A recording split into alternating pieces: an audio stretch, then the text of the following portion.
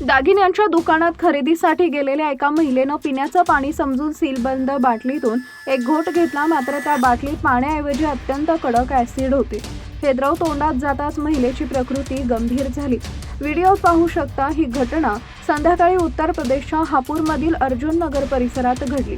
संबंधित महिला दागिने खरेदीसाठी एका ज्वेलर्सच्या दुकानात गेली होती. खरेदी दरम्यान तिला तहान लागल्यानं तिनं पिण्यासाठी पाणी मागितलं. दुकानातील कर्मचाऱ्यानं शेजारील मिठाईच्या दुकानातून सीलबंद असणारी पाण्याची बाटली आणून दिली. बाटली पाण्याचीच असल्याचा समज करून महिलेनं ती उघडून एक घोट घेतला. बाटलीतील द्रव तोंडात जाताच महिलेला तीव्र वेदना सुरू झाल्या.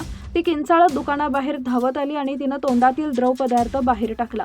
या घटनेचा संपूर्ण प्रकार दुकानातील सीसीटीव्ही कॅमेऱ्यात कैद झाला.